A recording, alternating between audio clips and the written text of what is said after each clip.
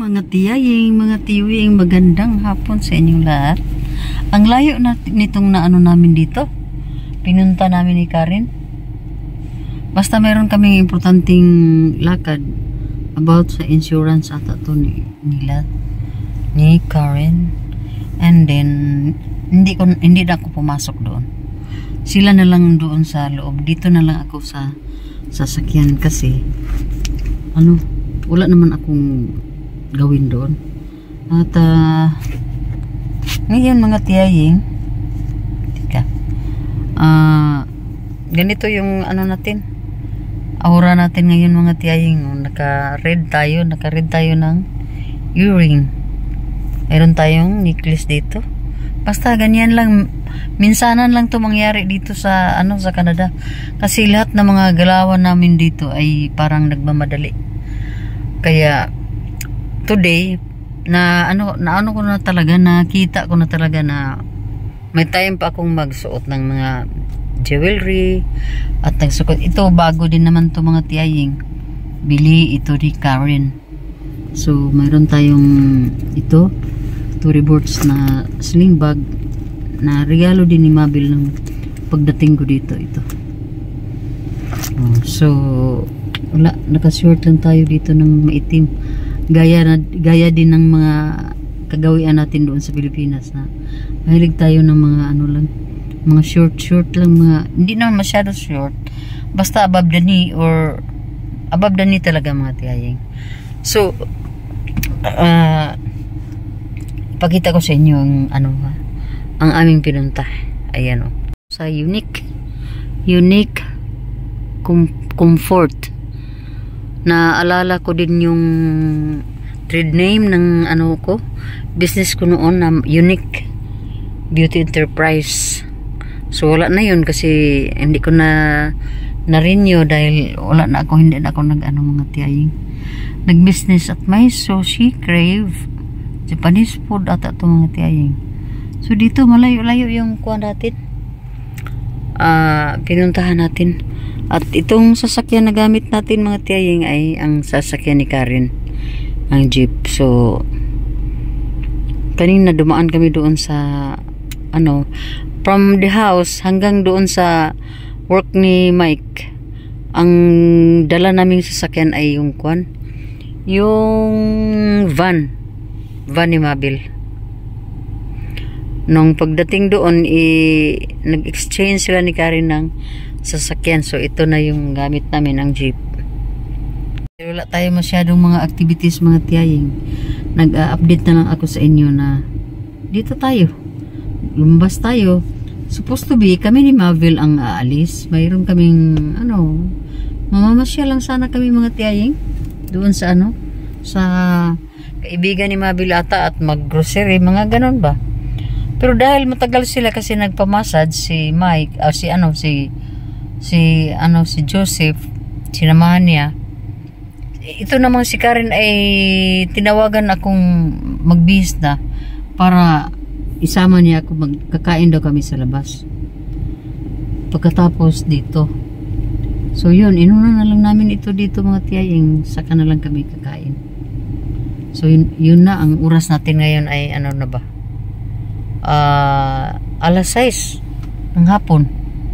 At parang parang alauna lang, parang alas 12 lang to sa karaniwang kwan. So dito lang tayo. Matagal-tagal din tayong hindi nakalabas dahil sobrang busy sila from Monday to Friday. Lahat sila ay double job talaga sila mga tiyaying. Pero si Mabel, di off niya ngayon, Friday. And then si Karen from Monday to Friday naka-double job siya mga tiyaying dahil yung sa school 5 days talaga yun kasi 5 beses isang linggo pumasok yung mga bata sa school. So yung sa naman sa Starbucks ay talaga yun, Monday to Friday yun ata, basta hindi ko lang na-memorize yung mga schedules nila. So yun ang dahilan bakit hindi na kami masyado pumapasyal dahil sa kadahilanan ng inuna na ang mga hanap buhay, mga tiyaying. Hindi pwede dito sa Canada na magkulang kayo sa budget kasi daming bayarin dito, mga tiyaying. So diskartihan lang talaga paano kikitain ang pira. Kailangan mo talaga na dalawang work at saka kailangan talagang planuhin ang mga expenses. Yun. So, mamaya siguro mag-update ako sa inyo, mga tiyaying, kung ano ang next move namin ni Karen. So, yun. Binalikan ng chopsticks. Nagpili na kami ng namin pagkain. Ito lahat halos mga Pilipino. Mayroon na mga puti dito, pero karamihan mga Pinoy din ang dito kumakain dahil batong Pinoy lahat. Masarap.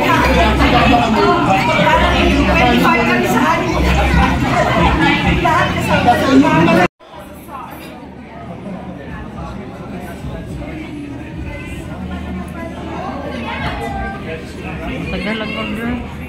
Grabe na tagal ang order.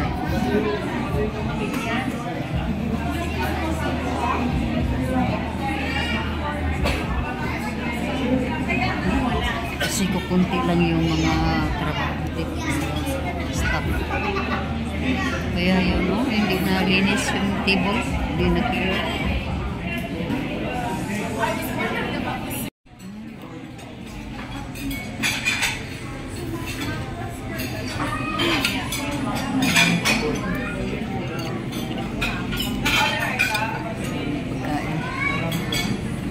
So, Pinoy, Pinoy.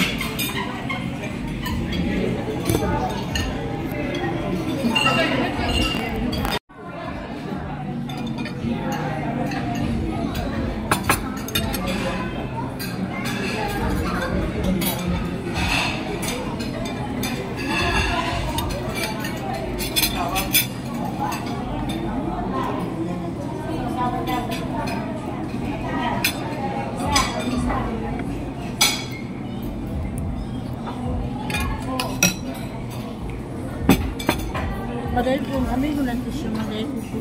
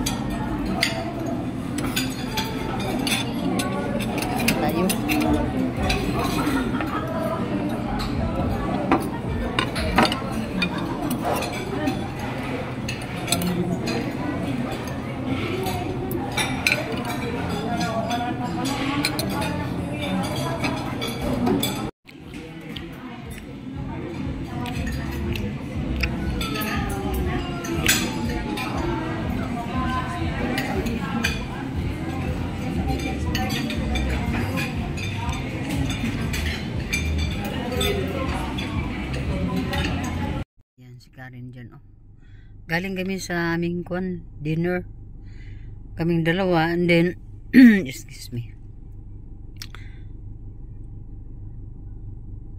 siya diyan sa ATM.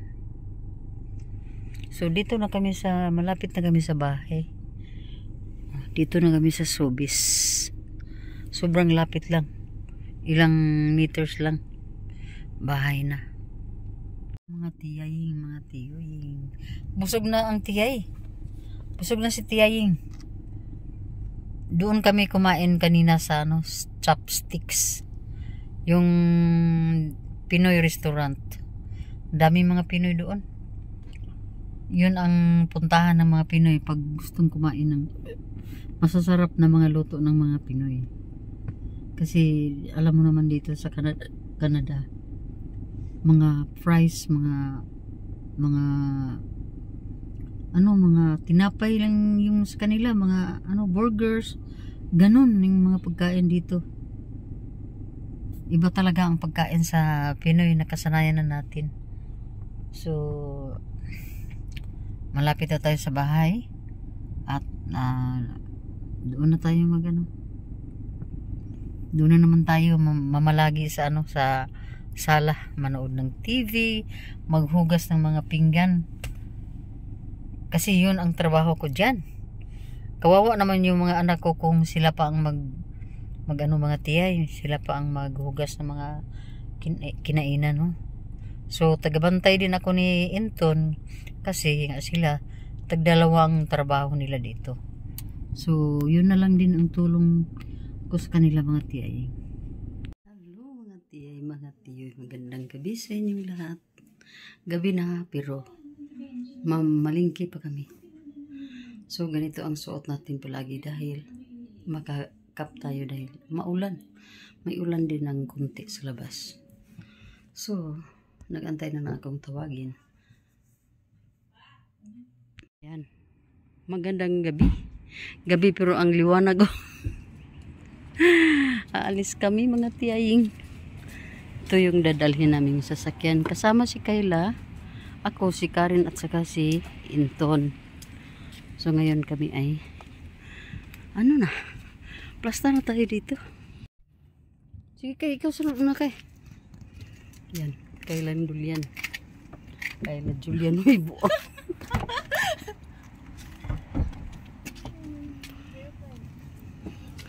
Diba? Basa yung ano, hindi pa natuyo yung mga ano natin. Yan na sa bangko ko dahil si balik-balik.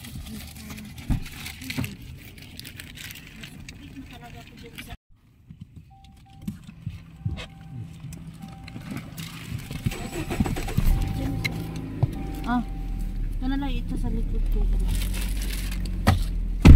Dito siya.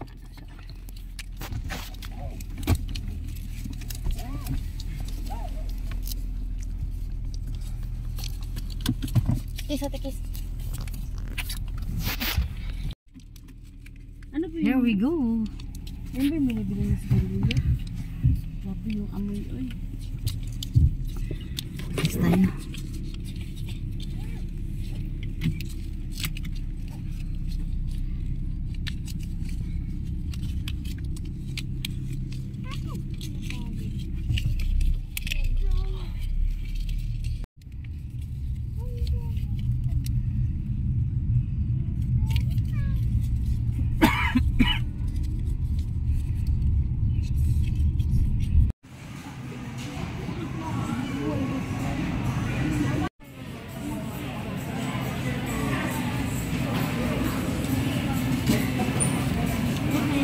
Filipino dish.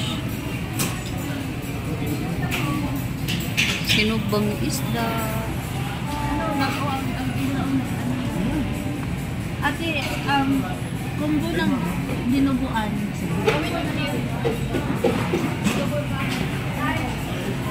Oh, yung may rice at saka dinuguan.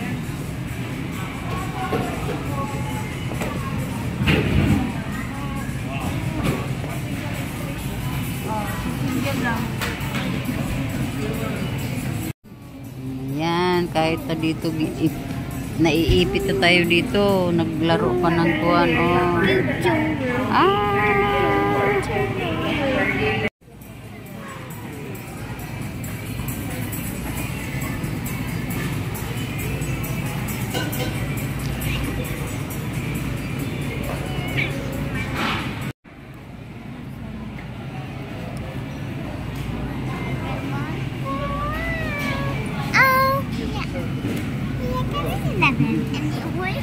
Pangag. Pangag. Ang among bata o pangag. Pangag o pangag. Dito tayo ngayon sa seafood supermarket. Seafood supermarket ba? Basta, pag third time ko na dito.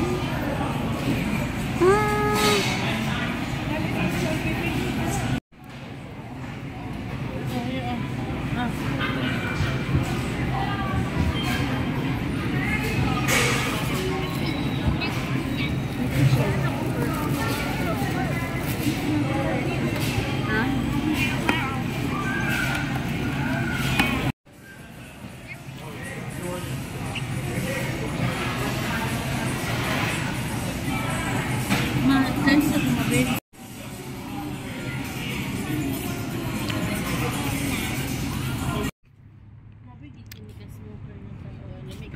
Pareha lang si Tiadan.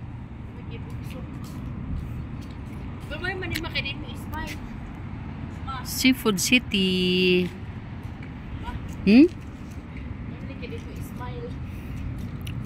Wala jackpatan. Kung na jackpatan, aw.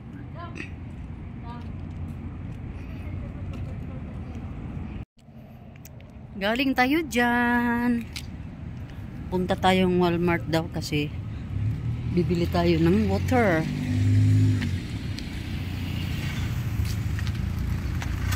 Pumunta lang kami dyan para kumain. Kumain ng steak.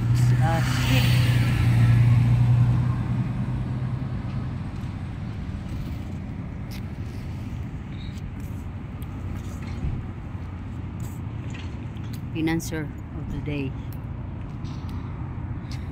Kayla.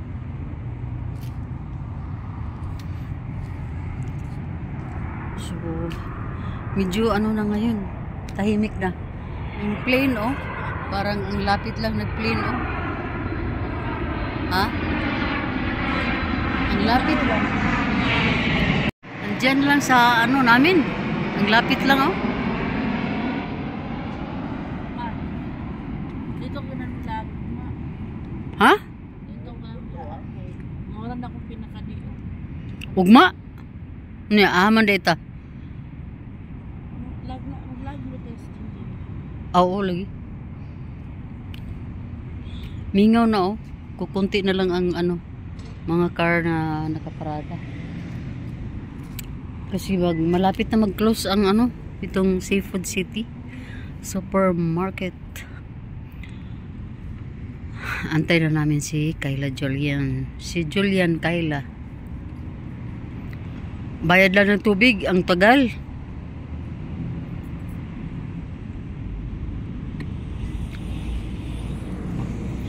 Asa na si Inton? Ah, sa loob. Julian Kayla is coming.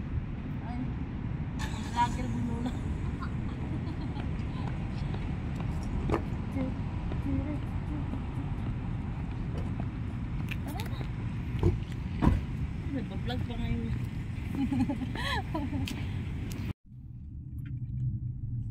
Busog na ba ang lahat? Hindi masyado, no? Oh. Masyado busog? Ako busog na. Busog na mabugkudaan.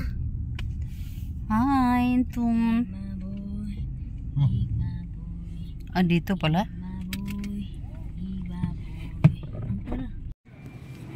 Ang dalawang lady.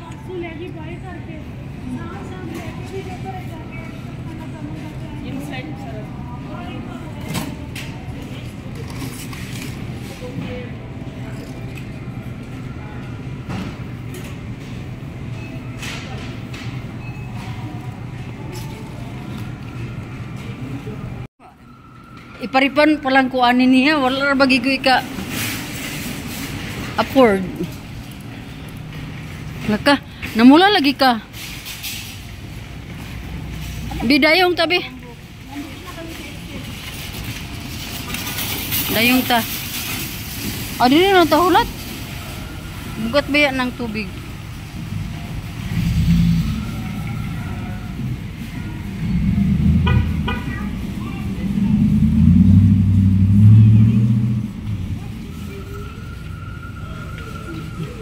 Ganda ng mga flowers dito. Oh, ganda ng mga flowers.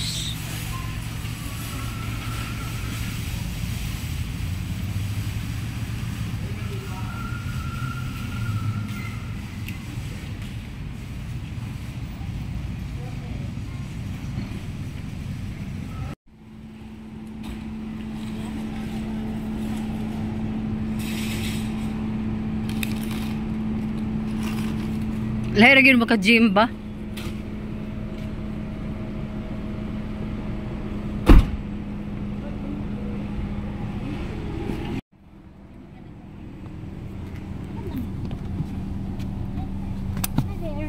Hi there.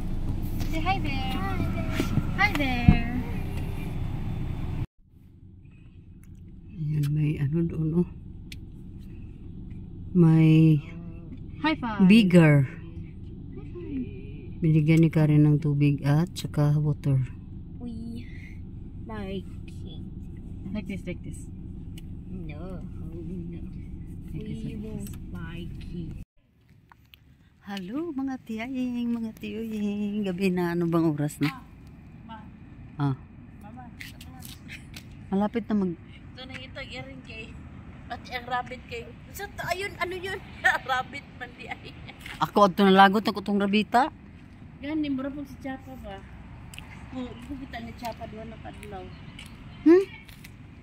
Amo, asa siya? Ay naman di, pero tulog siguro.